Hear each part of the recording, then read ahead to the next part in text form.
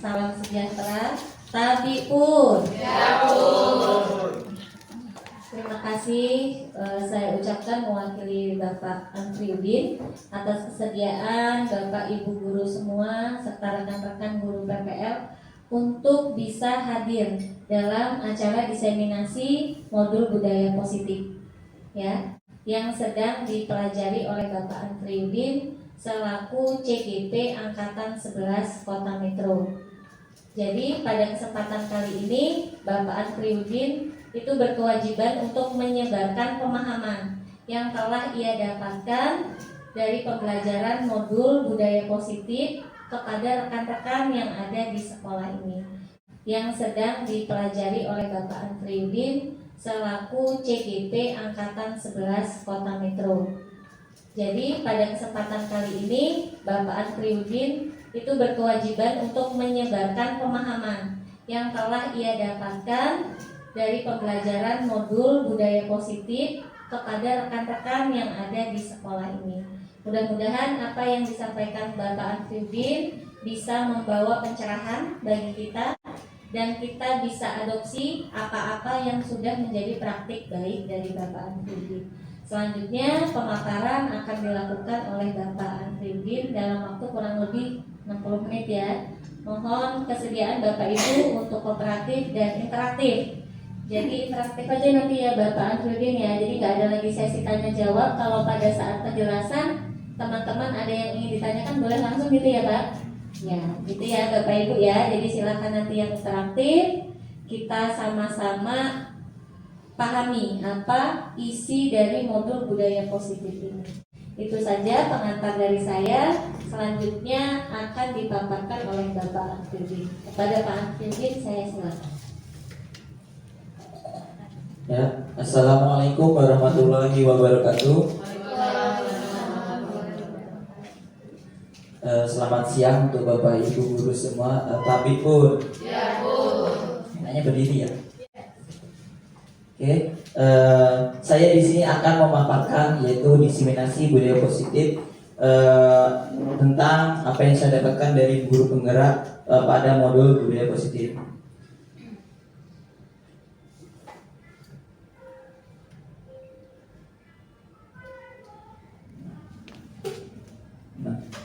Dalam kali ini ada 6 topik yang akan saya akan narasikan atau share atau berbagi. Yang pertama pada itu ya topik dalam eksplorasi konsep. Yang pertama yaitu disiplin positif dan nilai-nilai kebajikan universal. Selanjutnya teori motivasi hukuman dan penghargaan serta restitusi. Kemudian yang ketiga keyakinan kelas. Keempat, kebutuhan dasar manusia. Dan kelima, restitusi, yaitu 5 posisi kontrol. Kemudian keenam, restitusi. Kemudian ada segitiga restitusi. Nah, pendahuluan lingkungan yang aman dan nyaman berbasis disiplin positif di sekolah akan berdampak secara maksimal pada perkembangan dan pembentukan karakter murid. Jadi apabila murid sudah nyaman dengan belajar, kondisi belajarnya, maka akan karakter murid akan terbentuk dengan sendirinya. Seperti itu. Lanjut. Disiplin positif. Nah, di sini ada bagian atau tabel-tabel tentang bagian disiplin positif menurut William Glasser. Teori William Glasser yang pertama menyatakan Anda tidak bisa mengontrol murid atau orang lain yang hanya Anda yang bisa mengontrol diri sendiri. Jadi maksudnya kita sebagai guru itu tidak bisa mengontrol karakter peserta didik seperti apa. Kita maunya makanya tuh tenang gitu, nggak bisa. Jadi murid yang memiliki hak atas dirinya sendiri untuk dalam berbuat. Makanya makna disiplin di sini yaitu belajar kontrol diri dengan menggali potensi diri kita sendiri agar mencapai tujuan mulia yaitu menjadi seorang yang diri kita inginkan berdasarkan nilai-nilai diri yang kita hargai. Jadi sebagai guru di sini kita memunculkan nilai-nilai positif atau kebajikan universal, maka di situ akan nanti murid akan tergerak sendirinya tanpa harus kita paksakan, seperti itu maksudnya. Kemudian semua perilaku itu memiliki tujuan. Itu ada teori motivasi, ada 3, yaitu untuk menghindari hukuman, untuk mendapatkan imbalan, untuk menghargai diri sendiri. Kemudian dari teori motivasi itu maka akan dia nilai-nilai kebajikan universal, dan kemudian akan merujuk lagi ke keyakinan kelas. Kemudian model berpikir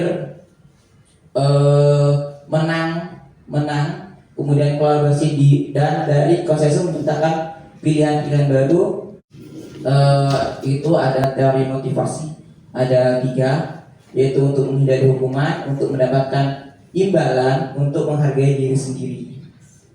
Kemudian dari teori motivasi itu maka akan dia nilai-nilai kebajikan universal, dan kemudian akan merujuk lagi ke keyakinan kelas. Kemudian model berpikir menang, kemudian kolaborasi dan dari konsensus menciptakan pilihan-pilihan baru, pengembangan komunitas berbasis aset atau kekuatan. Kemudian 5 posisi kontrol, yaitu penghukum, pembuat rasa bersalah, kemudian teman, pemantau, dan manajer. Kemudian ada realitas kebutuhan, itu berbeda-beda. Kemudian kebutuhan dasar manusia itu ada 5: kebutuhan bertahan hidup atau survival, penguasaan, kemudian rasa kasih sayang atau rasa diterima, kesenangan, dan kebebasan. Menggali potensinya menuju sebuah tujuan apa yang dia hargai. Kemudian namun dalam budaya kita sering kali kita mengartikan disiplin itu sebagai peraturan yang harus kita lakukan. Ya, cenderungannya kita harus mendapatkan kepatuhan. Pada dasarnya disiplin bukan seperti itu. Jadi disiplin itu ada yang menurut teori itu belajar. Jadi seharusnya kita memahami disiplin itu tentang belajar, bukan dengan apa yang kita hargai, tapi pencapaian suatu tujuan mulia. Nilai-nilai kebijakan universal, yaitu nilai-nilai kebajikan positif manusia yang merupakan tujuan mulia yang ingin dicapai setiap individu. Nilai-nilai tersebut bersifat universal, suatu tujuan yang mulia yang diinginkan. Jadi apabila seseorang meyakini nilai-nilai kebajikan itu, maka dia dengan secara sadar diri atau tegak langsung akan melaksanakan nilai tersebut. Jadi tidak ada paksaan. Kemudian nilai kebajikan itu biasa kita kalau dalam anak Indonesia kita sebut sebagai dengan profil pelajar Pancasila. Ya, ada 6 dimensi profil pelajar Pancasila: beriman, bertakwa kepada Tuhan Yang Maha Esa, dan berakhlak mulia, mandiri, bernalar kritis, berkepindahan global, gotong royong, dan kreatif.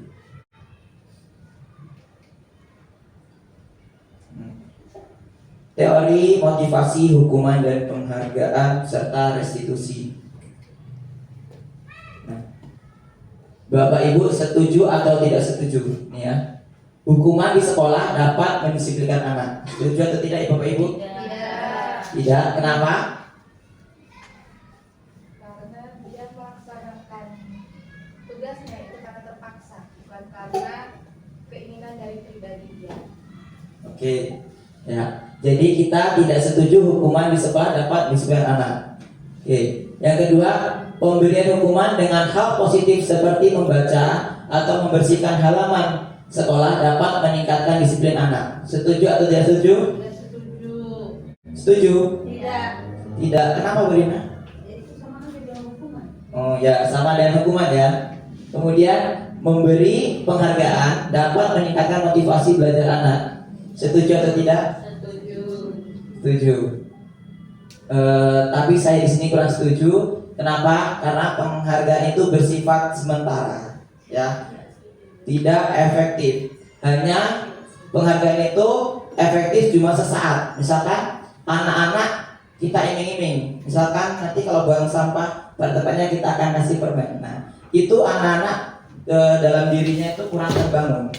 nilai kebijakan universal itu tidak terbangun karena dia hanya melakukan sesuatu harus mendapatkan imbalan, ya, dengan bukan kesadaran dari nilai kesadaran instingnya atau kemauan dari dalam dirinya seperti itu. Kemudian membuat anak merasa bersalah, memberi dampak lebih ringan dibanding menghukum. Setuju atau tidak? Tidak. Ya. Ya. Membuat anak merasa bersalah, memberi dampak lebih ringan dibanding hukum. Tidak setuju. Kenapa? Membuat anak rasa bersalah anak, kita membuat rasa bersalah itu dampaknya akan lebih berat, ya, daripada menghukum. Kenapa? Karena pada saat kita memberikan rasa bersalah, maka anak itu akan berpikir dan mulai kenapa sih guru seperti itu, misalnya seperti itu, gitu kan. Nah, anak-anak akan merasa lebih terbebani pemikirannya itu. Jadi anak akan mencari solusinya, kenapa kok guru tadi mamanya kok seperti itu gitu, membuat rasa bersalah pada anak. Kemudian lanjut. Nah, ini ada dari motivasi perilaku manusia. Satu, untuk menghindari ketidaknyamanan hukuman. Nah, apa yang akan terjadi apabila saya tidak melakukannya? Nah, itu adalah motivasi eksternal. Jadi kalau pada hukuman kan misalnya peraturan, terus saya tidak melakukannya, berarti apa yang saya dapatkan gitu.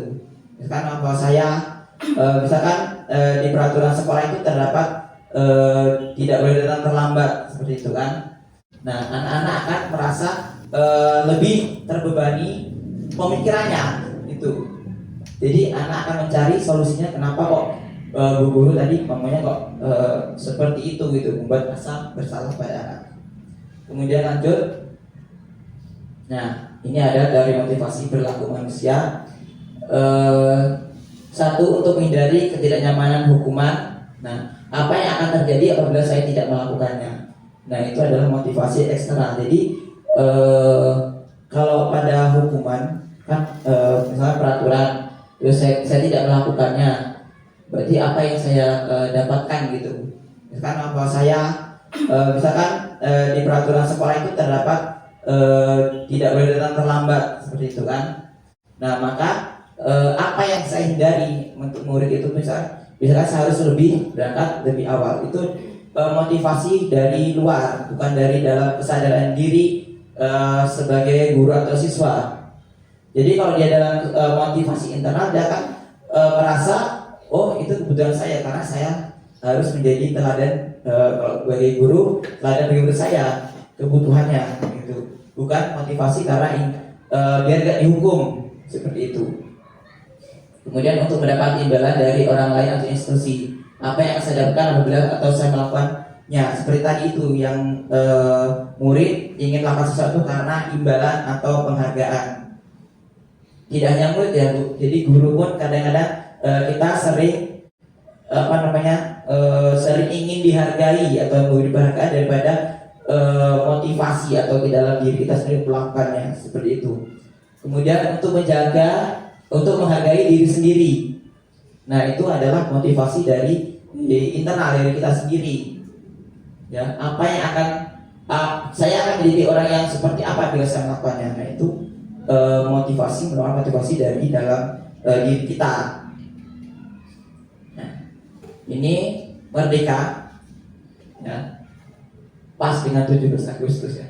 Merdeka menurut Gajah Mendara itu artinya tidak hanya terlepas dari perintah, akan tetapi juga cakap atau bisa mampu memerintah diri sendiri. Ya.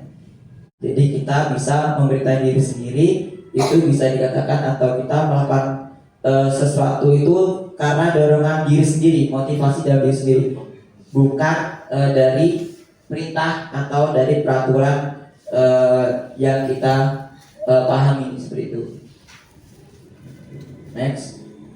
Nah, ini dihukum oleh penghargaan. Maksudnya penghargaan berlaku sama dengan hukuman. Jadi penghargaan itu sama dengan hukuman, sama.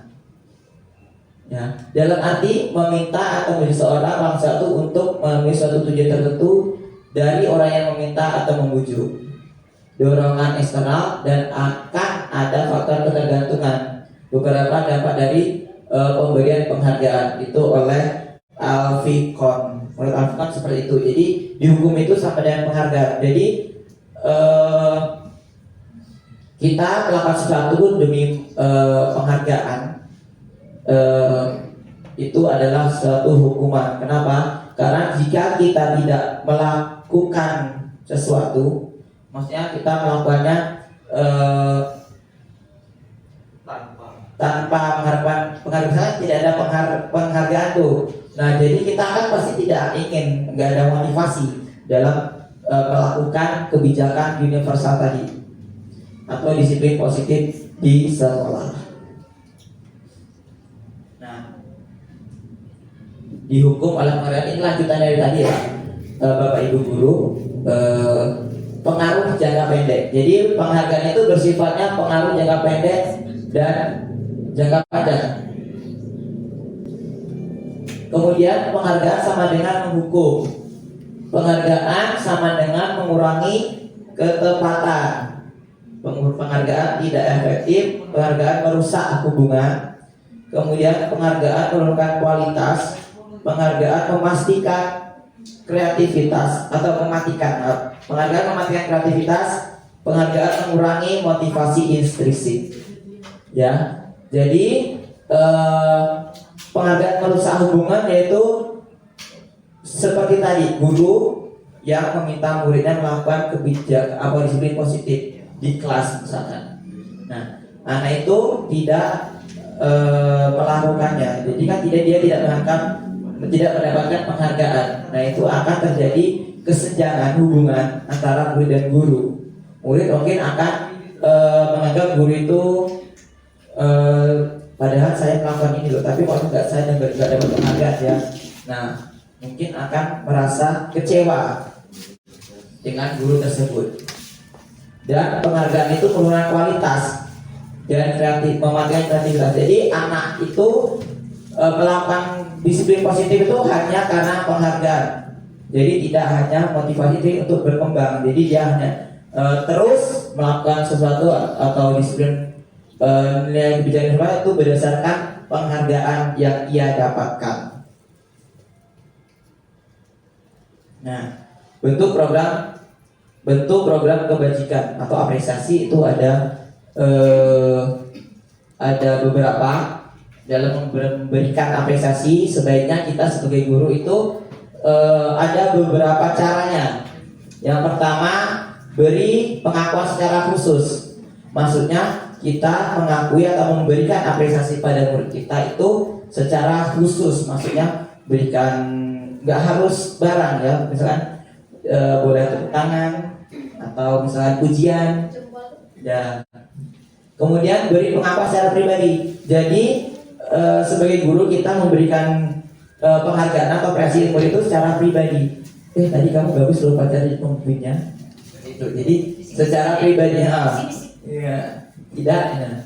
Terus beri pengakuan kepada semua murid bergantian. Jadi tidak hanya itu saja yang dikasih penghargaan atau pujian atau apresiasi. Bisa bergantian. Misalkan hari ini pemimpin upacaranya, besok pengibar bendera. Tadi kamu bagus pengibar benderanya sih. Ya. Jadi anak merasa termotivasi atau senang. Kemudian beri pengakuan secara konsisten dan fokus pada proses. Jadi penghargaan itu diberikan pada proses dia melaksanakan, bukan pada hasilnya. Kita kan bisa melihat prosesnya. Ya, hasil itu bisa, contohnya ulangan pada proses. Ulangan anak mendapat nilai 90. Nah, 90 itu caranya gimana dia dapatnya? Apa dia mencontek? Apa dia misalkan ada contekan? Ya kan? Jadi kita lihat pada prosesnya, walaupun dia nilainya misalkan 70 dengan 90, kalau 70 itu jujur, kan berarti kita menghargai yang prosesnya seperti itu.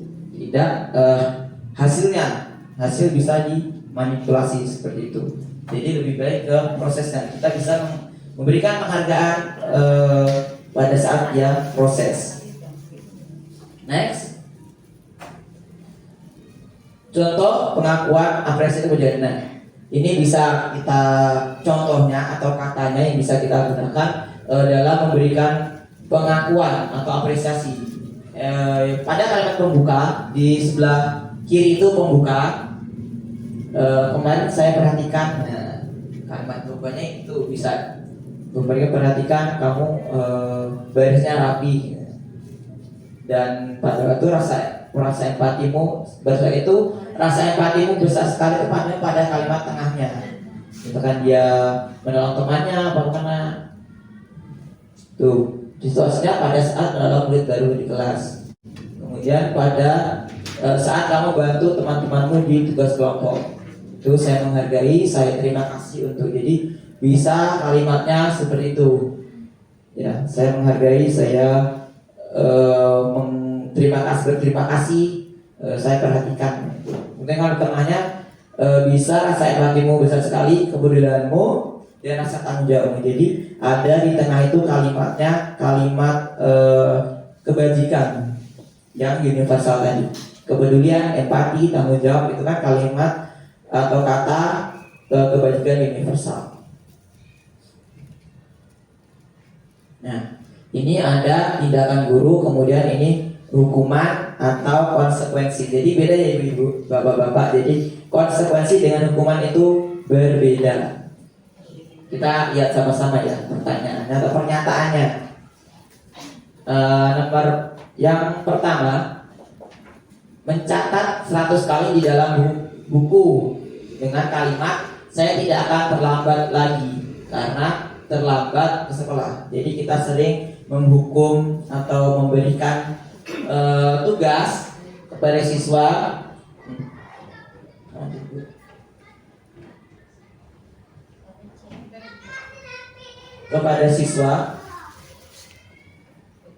Nah, kepada siswa itu yang terlambat. Nah, yuk kamu terlambat tadi. Coba tulis kalimat saya tidak akan terlambat lagi. Nah, bisa seperti 2 lembar. Nah, itu termasuk hukuman atau konsekuensi, Ibu? Kenapa dikatakan hukuman?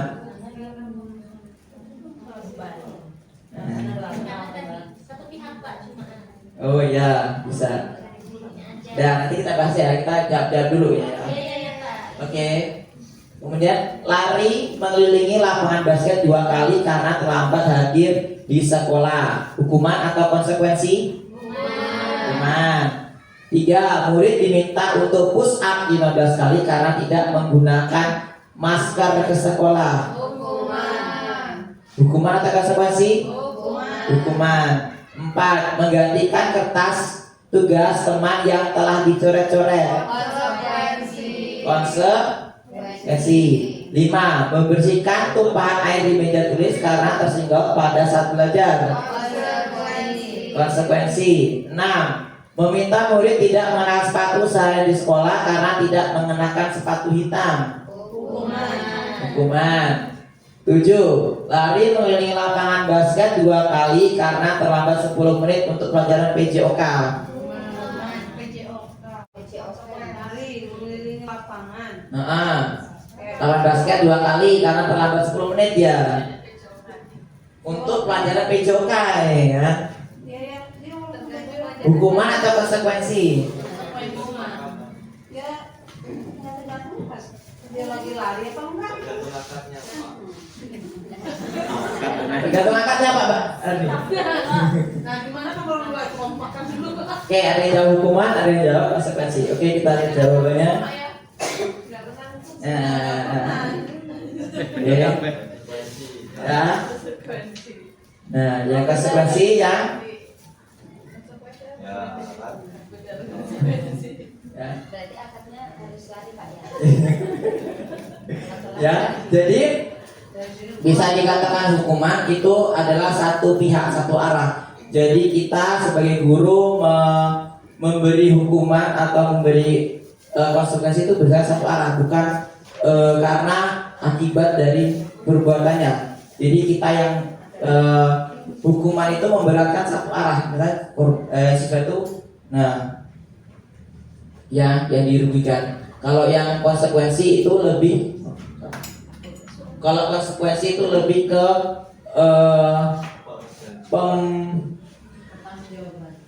pertanggungjawaban atas atau yang akan dia akibatnya dia lakukan, maka dia akan membenarkan kesalahan dia seperti itu. Misalkan murid seperti tadi nih, membersihkan tumpahan air, karena dia menumpahkan air maka dia akan mengelap meja, jadi dia termasuk konsekuensi ya. Jadi Bapak Ibu hebat, terima kasih ya, jawabannya tadi luar biasa. 100 sudah bisa membedakan antara hukuman dan konsekuensi. Next, lanjut ya. Terlihat jelas Bapak Ibu? Nah, itu ada identitas gagal dan identitas sukses ya. Hukuman, disiplin, konsekuensi, restitusi.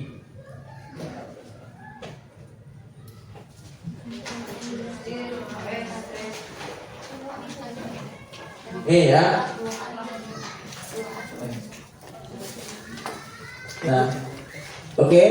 Hukuman itu biasanya sifatnya sesuatu yang menyakitkan harus terjadi, ya. Kemudian konsekuensi sesuatu harus terjadi. Kemudian restitusi merupakan pilihan, ya.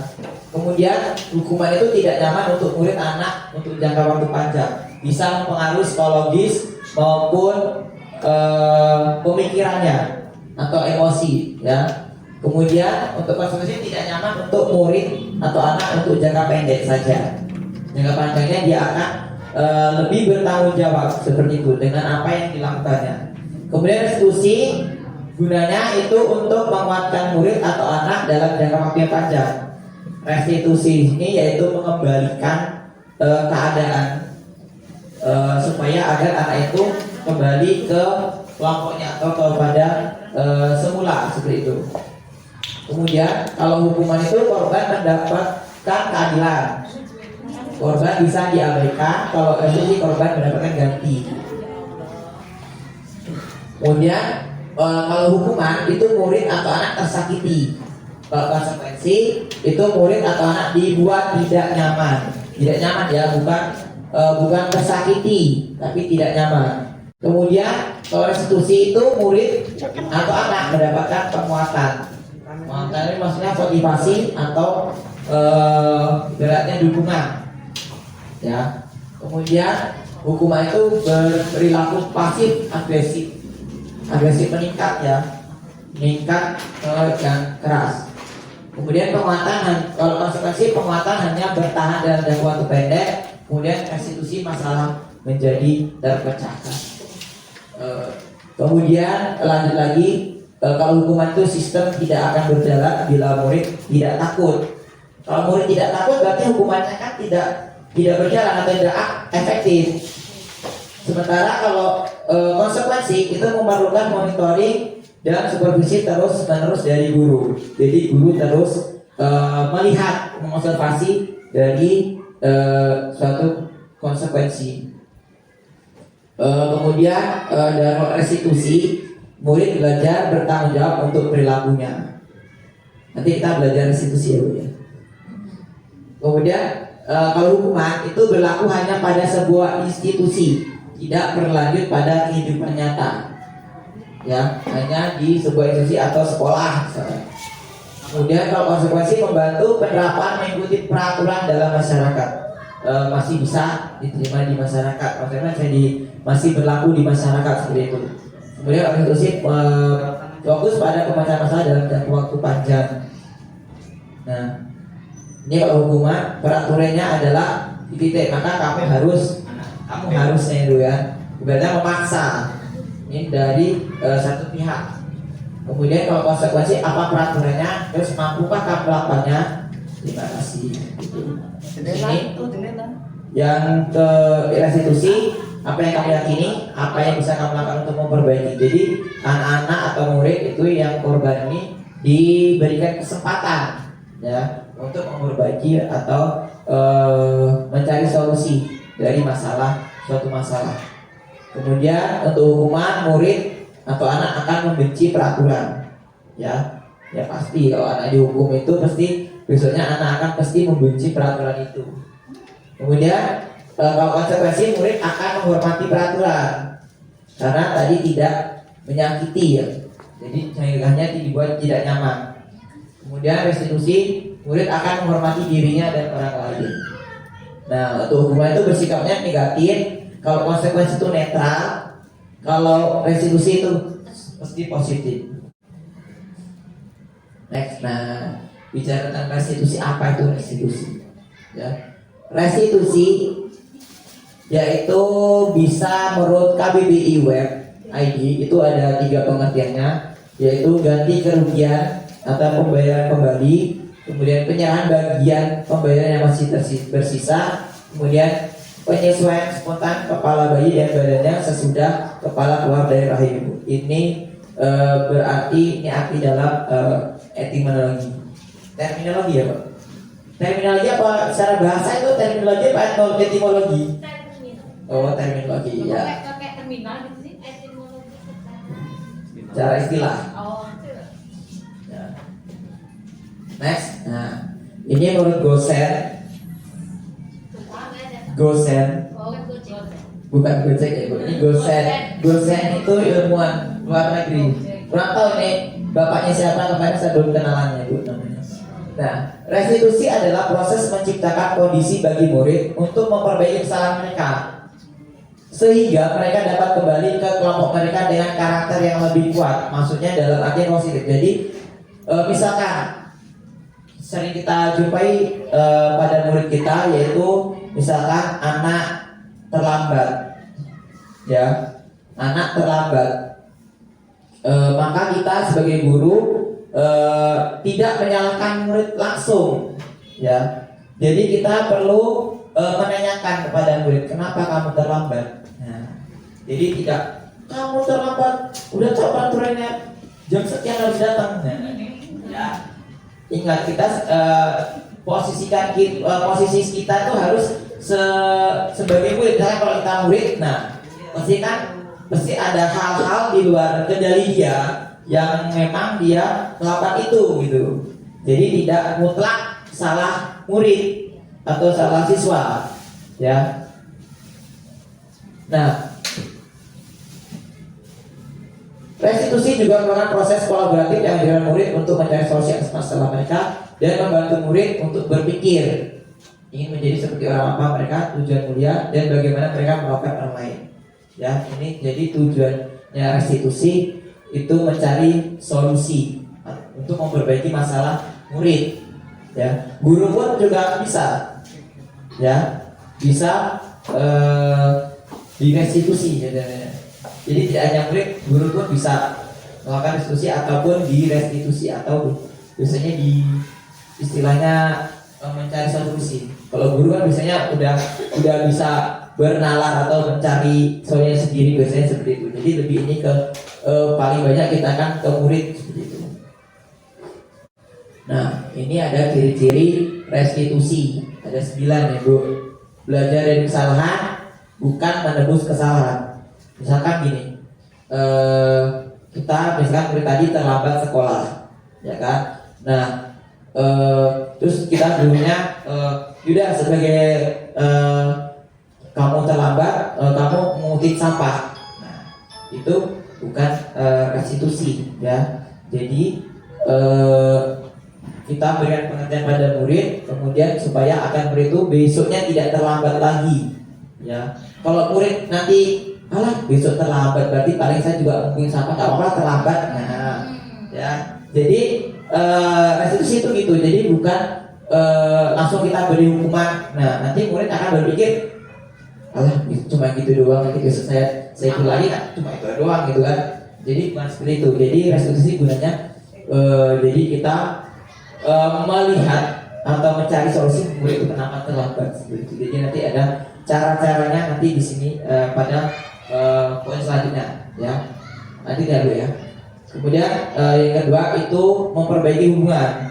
Jadi semulanya renggang, dengan restitusi dimungkinkan atau pasti hubungan murid ke murid atau murid dengan guru itu menjadi seperti semula, bahkan lebih kuat. Maksudnya lebih kuat itu lebih lebih akrab seperti itu.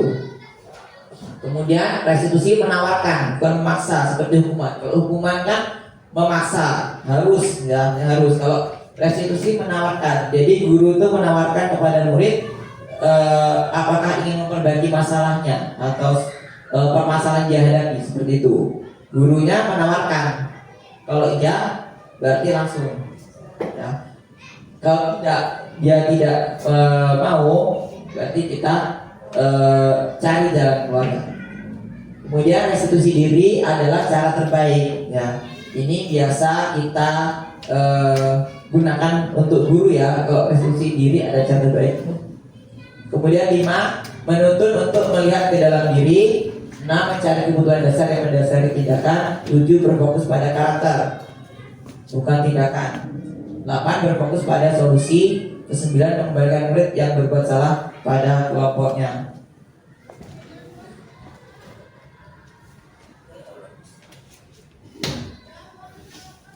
Di sini ada keyakinan kelas, ya.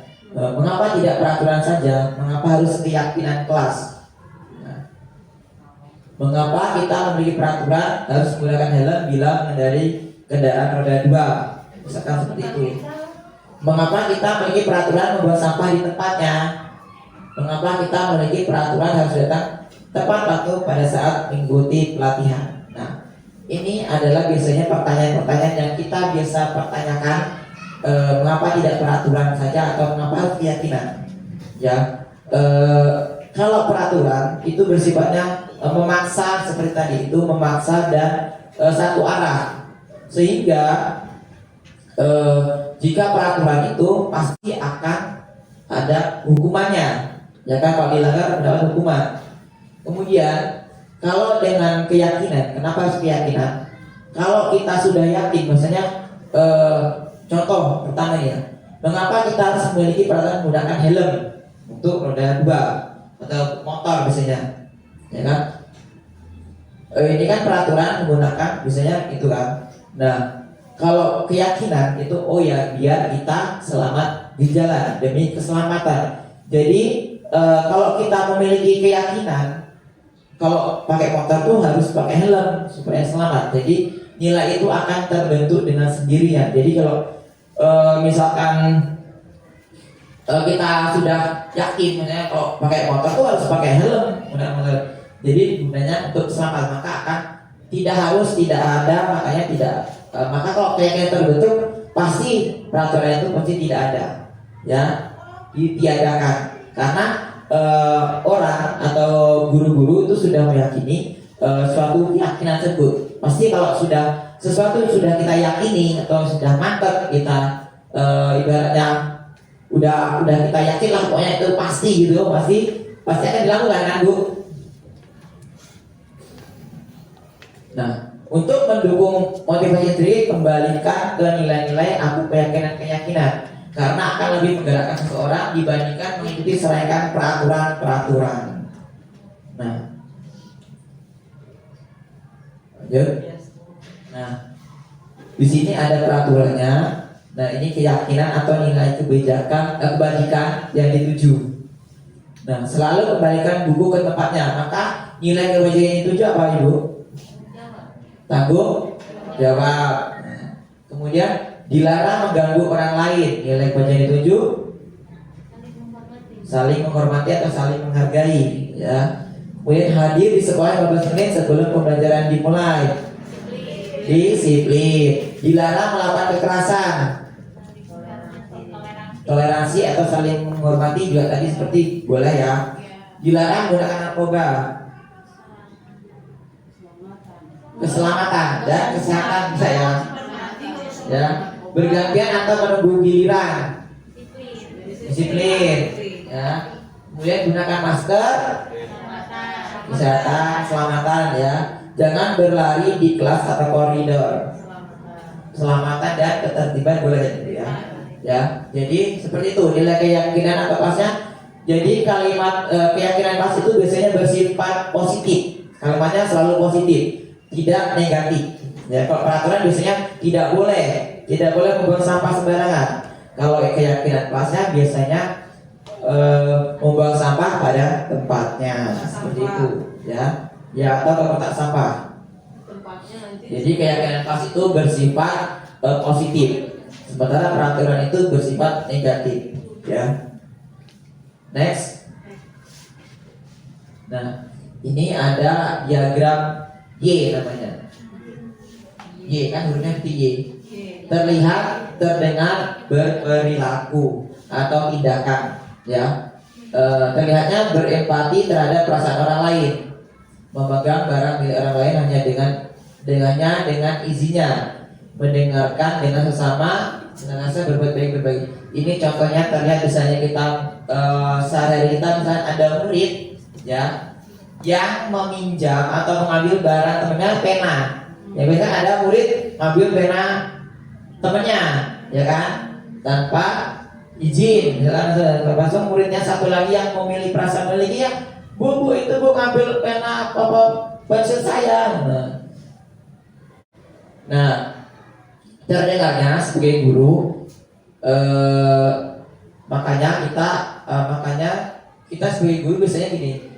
Ayo kita meminta izin meminjam barang atau minta izin sebelum menggunakan atau meminjam pensil atau pena. Nah, berperilakunya kita meminta izin sebelum meminjam pena atau pensil temannya, kan seperti itu. Jadi terlihat, terdengar, berperilaku. Jadi terlihat ini terlihat itu maksudnya kelihatannya atau masalahnya, terdengar itu nanti kita lihat lewat ucapan, berperilaku tindakannya. Nah, seperti ini di kolom tabel ya. Hormat, tampak, seperti, tidak seperti. Ini kolom T, ini T dan Y ya. Tampak seperti, tidak tampak seperti. Jadi tampak seperti datang tepat waktu, tidak tampak seperti sering hadir terlambat. Menyapa teman dan guru tadi, tak acuh kepada teman dan guru. Membalikan barang yang teman yang telah pinjam mengucapkan terima kasih, tidak mengembalikan barang yang telah dipinjam dan meletakkannya sembarangan. Next. Nah, ini kebutuhan dasar 5 kebutuhan dasar manusia itu ada 5. Kebutuhan bertahan hidup, survival, ini contohnya makan, minum ya. Kemudian sandang pangan papan masuk kebutuhan survival. Kemudian cinta dan kasih sayang, ini ingin diperhatikan, ingin dipuji ya, ingin dimengerti, nomor 2 ya. 3, kebebasan itu tidak dikekang ya, dia bebas berpendapat. Kalau murid biasanya dia ingin tidak hanya duduk di tempat duduk ya, ingin dia biasanya lari-lari. Nah itu kebebasan, kebutuhan dasar, kebebasannya harus terpenuhi biasanya untuk anak-anak. Kesenangan ya, kesenangan ini bisa hiburan atau dia merasa gembira. Jika dia merasa sedih maka kebutuhan dasarnya belum terpenuhi. Kemudian kekuasaan ya, biasanya ini lebih ke ingin seperti apa Ibu kalau kekuasaan? Pengen itu Pak, di kelas pengen jadi ketua geng. Oh ya, ingin diakui ya, ingin diakui atau di ibaratnya itu, wah dia tuh hebat gitu. Misalkan kita tuh ingin diakui ya, validasi atau ingin ingin diakui bahwasanya oh kita tuh pintar loh gitu. Ingin biasanya kita tuh orang satu, berarti kita ingin, biasanya kita pengen diakui bahwasanya kita tuh memang pintar. Nah itu memang kebutuhan yang dasar ya. Jika kebutuhan yang salah satu tidak terpenuhi, maka siswa biasanya atau murid itu akan kecenderungan belajarnya itu tidak termotivasi atau kurang. Jadi kita bisa lihat apa yang kurang dari murid kita sehingga dianya kok kadang-kadang ngantuk, kadang-kadang saya lemas, kadang-kadang ribut. Nah kita lihat dari 5 ini apa kebutuhan dasar dia yang belum terpenuhi. Kalau ngantuk biasanya ngantuk juga berarti kan kurang tidur, berarti kebutuhan tidurnya kurang seperti itu. Next. Nah, ini perilaku siswa menjatuhkan teman saat teman sedang berjalan di lorong sekolah. Kebutuhan yang mungkin dia berusaha penuhi itu senang, hanya bercanda, ya kan? Pertanyaan dari siswa, apakah ada cara untuk memenuhi kebutuhan senang tanpa menyakiti orang lain? Kita bertanya kepada siswa seperti ini. Ini contoh kasusnya ya. Perilaku siswa akan menyebarkan gosip tentang teman sekelas. Ya, tidak hanya siswa yang bergosip ya.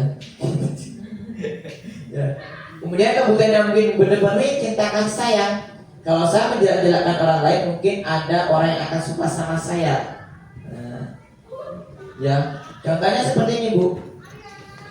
Misalkan ada teman nih ngobrolin teman lain itu, berarti teman yang ngomongin temannya itu tadi yaitu kan ingin senang karena senang ngomong, jadi mungkin temannya akan dia suka dia cerita mungkin ya saya kesana mungkin ditemani gitu ya. Ya, karena jelekin.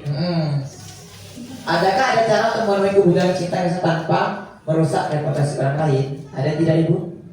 Kira-kira? Ada apa? Ada. Apakah ada cara untuk memenuhi hubungan kebutuhan cinta dan kasih sayang tanpa merusak reputasi orang lain? Ada. Nah, pasti ada ya. Kemudian perilaku siswa memukul teman yang menghinanya. Ini sering ya Bu? Sering. Sering. Nah, kebutuhan yang mungkin dia ingin penuhi yaitu kekuasaan. Ya.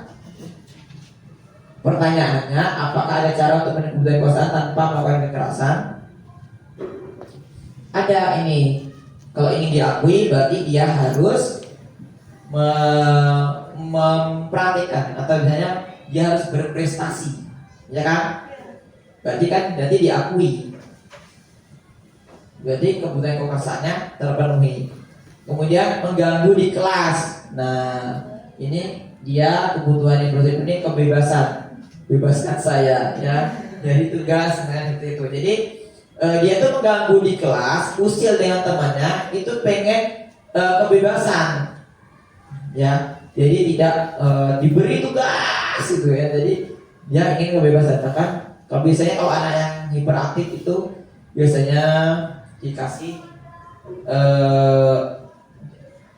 apa namanya itu, kalau kita tuh murid Tuhan ada visual, audio visual, dan kinestetik, ya kan Bu?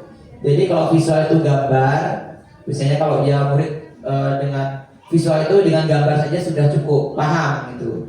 Kalau yang audio itu harus suara. Dia kalau mendengar materi atau pelajaran dengan suara itu sudah paham. Kalau kinestetik itu dia harus merasakan dengan tangan sendiri atau pengalaman sendiri. Biasanya kalau anak interaktif ini biasanya pembelajarannya harus sesuai dengan kinestetik, ya. Jadi dia harus mencoba dulu, baru dia mengerti. Seperti saya, kalau saya kinestetik Bu. Jadi kalau dia belum mengalami atau belum mencoba, belum paham, kalau belum meraba atau merasakannya itu belum itu. Ya, ya. Jadi itu murid itu ada 3 tingkat pemahaman seperti itu tadi ya. Nah, sini ada 5 posisi kontrol kita sebagai guru terhadap murid. Ada penghukum, membuat orang merasa bersalah, teman, pemantau, dan manajer. Ya, ini kalau penghukum dan pembuat salah ini identitas gagal. Ya, kemudian identitas berhasil atau sukses kontrol dari luar, teman pemantau. Kemudian identitas berhasil sukses itu dari manajer. Ya, nih guru berbuat, biasanya kalau guru berbuat itu kan, kalau penghukum kan menghardik, menunjuk siswanya yang bersalah atau gurunya bersalah itu kan. Kemudian menyakiti dan menyindir. Kemudian pembuat orang merasa bersalah itu guru biasanya ceramah dan mengatakan seharusnya kamu ini mendengarkan gurunya loh nak. Nah itu sudah termasuk membuat orang terjadi. Ini kita sebagai guru biasanya ada 5 ini, ya kan? ibu kecewa kalau kamu tidak mengerjakan PR, nah itu sudah kita sebagai pembuat rasa bersalah. Nah, sebagai teman membuatkan alasan-alasan untuk muridnya, ya. Nah, kalau kamu mengerjakan ini, pasti nanti kamu pintar. Nah, itu sudah sebagai teman. Kemudian pemantau, menghitung dan mengukur, ya. Manajer mengajukan pertanyaan-pertanyaan. Jadi kita mengajukan pertanyaan supaya masalah itu terselesaikan. Nih, kalau kamu tidak melakukannya, awas ya, terasakan sebagai penghukum. Kemudian seharusnya kamu sudah tahu, ibu lelah sekali mengatakannya, ibu stres. Ya, itu sudah. Misalkan anak itu sudah dikasih materi, dikasih pembelajaran, tapi dia tidak paham-paham, ya, maka bisa guru itu berkata, aduh nak, kamu nih kok bandel sekali, ibu udah lelah jelasinnya, udah stres ini, ya. Kemudian ayolah lakukan demi ibu. Masa kamu tidak mau? Ingat, tidak ibu pernah bantu. Nah, itu sebagai teman. Kita sebagai kontrol murid itu sebagai teman.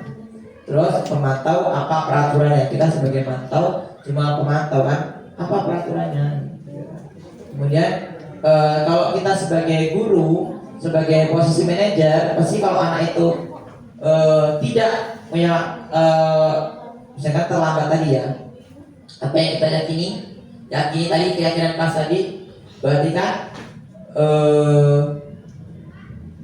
datang tepat waktu, datang sekolah tepat waktu kan. Nah, kemudian apa yang bisa kamu kerjakan untuk memperbaiki masalah ini? Misalnya dia terlambat, berarti besok jangan terlambat lagi. Itu mungkin kita hanya bertanya. Kalau yang ini manajer itu kita bertanya biar murid itu mencari solusinya sendiri, maksudnya. Jadi kita tidak mencari solusi untuk murid. Kemudian hasilnya itu kalau penghukum memberontak, yang lain berbohong. Kemudian pemberantasan bersalah itu menyembunyikan, menyangkal, berbohong. Kemudian roh teman, ketergantungan. Kemudian pemantau menyesuaikan diri bila diawasi. Kalau manajer memakan pribadi yang bersalah tersebut tadi. Kemudian ini sebagai identitas gagal, sukses, dan berhasil. Next, nah kita lanjut ke segitiga restitusi. Ada yang pertama menstabilkan identitas, kedua validasi tindakan yang salah, tiga menanyakan keyakinan.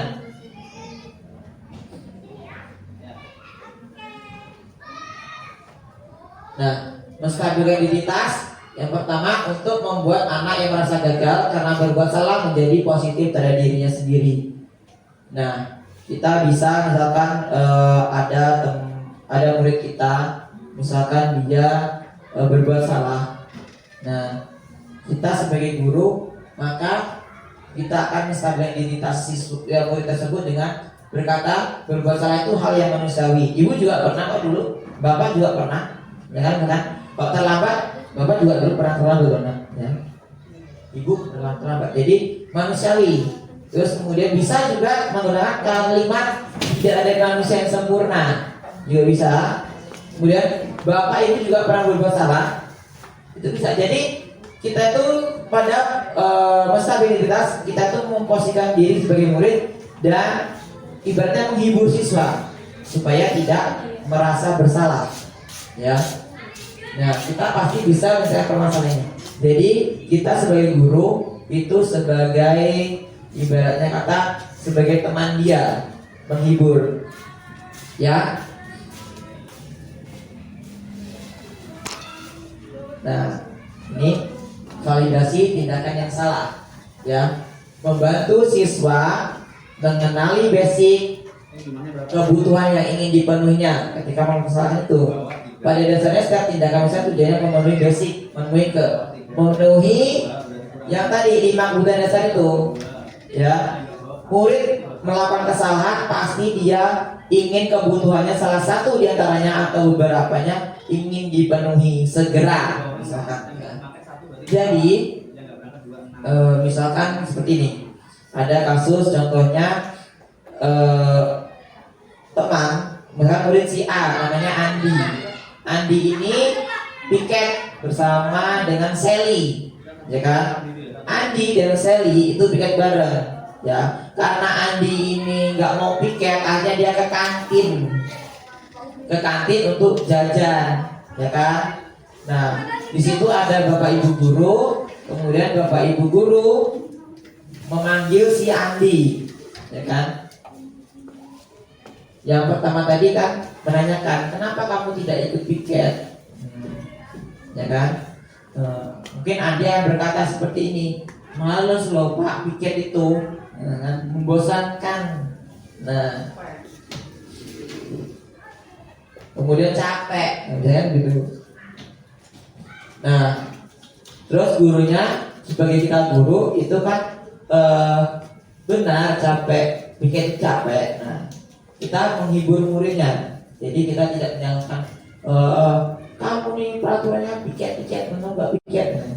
Salah ya, kurang tepat. Jadi kita sebagai guru harus berpihak pada murid, ya. Intinya kita lihat sudut pandang dari murid. Jadi murid itu melakukan kesalahan itu pasti ada sebabnya. Jadi kita tanya, tadi kenapa kamu nggak piket? Ini capek seperti tadi.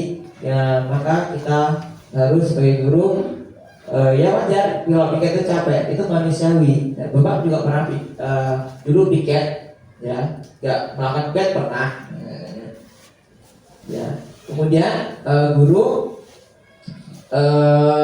bisa melakukannya apa mengatakannya lagi. Kalau kamu tahu itu salah, ini guru apakah peraturan di sekolah atau keyakinan kelas yang kita sepakati? Kita tanya ke siswanya, ya kita bertanya ke siswanya, maka siswa bisa menjawab, bisa juga menjawab biasanya itu loh pak, memang kalau kita piket kebersihan, nah kan kebersihan. Nah itu apa itu bahasanya kita piket itu supaya menjaga kebersihan kelas. Nah, terus kemudian guru tersebut bertanya kembali kepada siswanya, apakah itu salah? Salah tidak perbuatanmu yang tadi tidak piket? Ya kan? Maka si Andi menjawab, salah pak, karena saya tidak piket, tidak mau memenuhi atau melakukan keyakinan kelas, menjaga kebersihan. Nah, kemudian gurunya sebagai guru berarti kita apa lagi tindakannya? Kita memperbaiki kesalahan murid tersebut. Jadi untuk memperbaiki masalah itu, masalah kamu tidak piket, apa yang akan kamu lakukan Andi? Maka Andi bisa menjawab, tidak pak, besok saya kalau udah piket, saya piket, tidak kabur ke kantin. Nah, ya. Jadi seorang guru seperti tadi jadi yaudah baik, besok bapak lihat kamu kalau jam piket jangan kabur ya piket. Nah, maka anak akan merasa dia tidak dihukum atau diintimidasi seperti itu. Jadi murid merasa permasalahan dia sudah terselesaikan dan dia akan terdorong dengan sendirinya, dia akan tidak melakukannya begitu lagi, seperti itu. Next, nah ini tadi menanyakan keyakinan tadi, ya kan? Nah seperti tadi itu, next, kita tidak. Intervensi 30 detik. Ya, ini bisa kita gunakan sebagai acuan untuk membantu murid kembali ke tujuan semula dengan cukup singkat dan cara non konfrontatif, ya. Seperti tadi itu membuat murid merasa bersalah, kemudian dia memperbaiki kesalahannya, ya kan? Apakah kamu berbuat lebih baik? Apakah saat ini kamu sedang menjadi orang yang kamu inginkan? Apakah kamu dapat membuat perilaku saat ini menjadi perilaku sikap yang lebih membantu? Apakah wajar kalau kesalahan? Bisakah kita memperbaikinya? Nah, jadi guru membantu siswa yang bermasalah itu mendampingi menyelesaikan masalahnya. Jadi tidak dibiarkan berlarut-larut. Nah, sampai sini ada pertanyaan Bapak Ibu? Ada yang bertanya?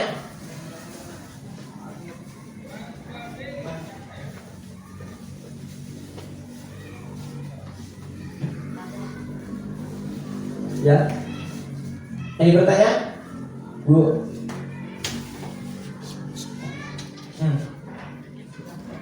Silakan Bu.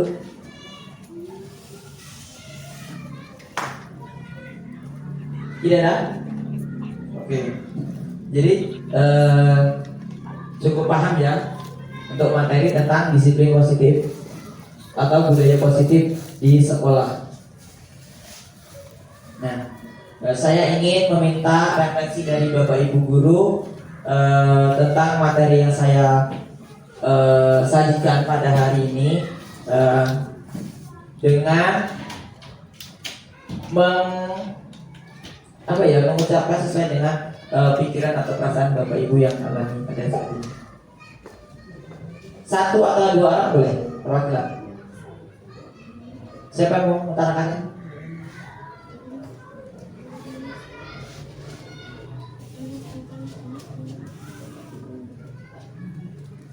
Ya, oke.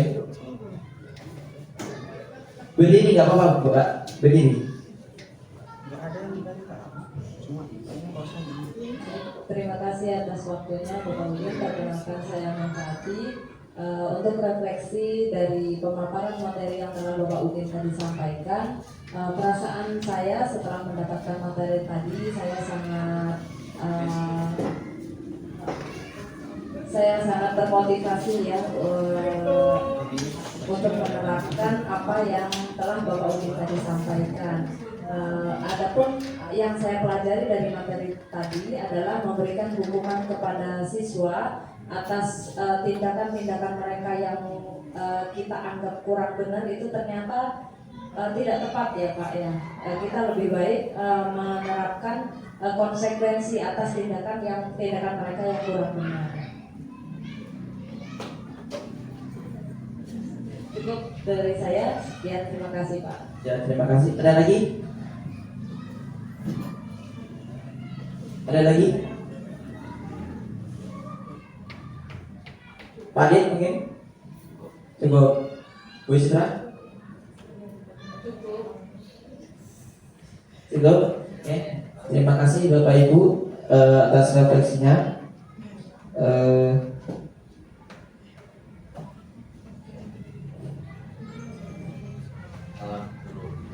Ya, terima kasih atas waktunya. Saya kembalikan ke moderator. Baik, demikian tadi Bapak Ibu sekalian pemaparan pemahaman modul budaya positif yang telah disampaikan oleh Bapak Antriudin CGP Angkatan 11 Kota Metro.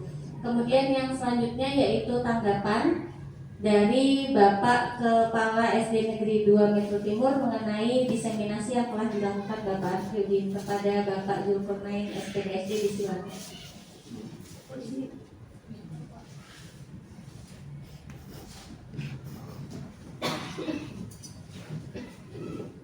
Baik, terima kasih Pak Udin. Ini luar biasa materinya, diseminasi modul budaya positif. Tentunya kita sudah mendengarkan paparan-paparan yang sedemikian rupa sebagai bahan untuk kita melaksanakan apa yang terkondisikan di kelas ataupun di dalam lingkungan sekolah.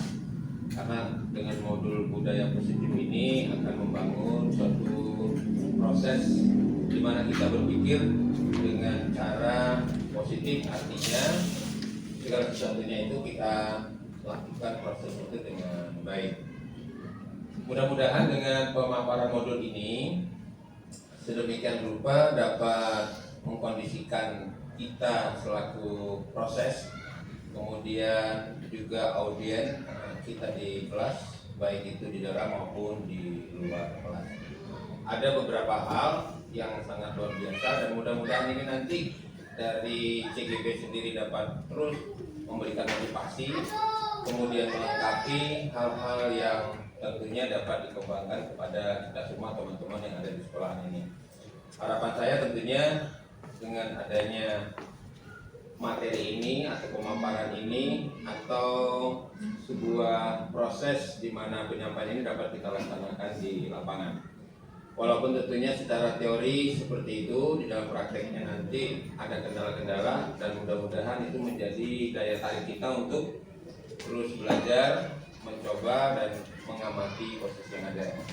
Terima kasih nih Pak Udin yang sudah memberikan paparan dan ini sangat kita butuhkan. Mudah-mudahan nanti pada saat diseminasi berikutnya dapat berkembang kembali menjadi konsep-konsep yang tentunya dapat kita terapkan di sekolah kita. Itu saja, terima kasih. Dan tentunya teman-teman yang lain juga masalah eksplorasi atau diseminasi budaya positif ini nanti dikembangkan juga dengan teman-teman yang kebetulan hari ini belum bisa hadir. Sekali lagi terima kasih, mudah-mudahan yang disampaikan ini menjadikan kita untuk proses pembelajaran. Selamat Pak Udin, kedepannya terus untuk belajar, karena dengan cara belajar kita juga mendapatkan ilmu-ilmu yang baik dari hasil diseminasi atau dari paparan-paparan di tempat kita. Terima kasih. Assalamualaikum warahmatullahi wabarakatuh.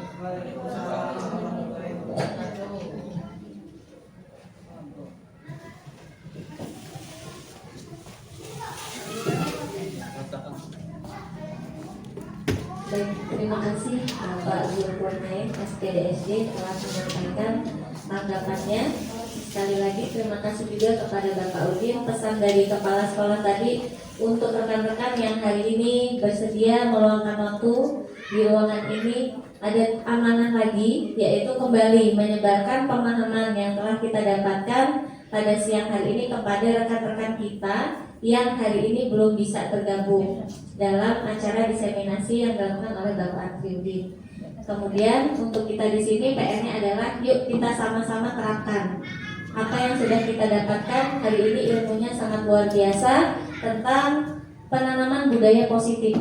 Gitu. Jadi miskonsepsi yang setelah kita mungkin pernah kita lakukan selama ini di kelas, perlahan kita perbaiki dengan ilmu-ilmu yang sudah disampaikan oleh Bapak Antriudin tadi. Terima kasih Pak Antriudin. Selamat, semangat selalu sampai di akhir modul. Mudah-mudahan lulus menjadi guru penggerak yang bisa membanggakan SD Negeri 2 Metro Timur dan Kota Metro. Terima kasih. Wassalamualaikum warahmatullahi wabarakatuh.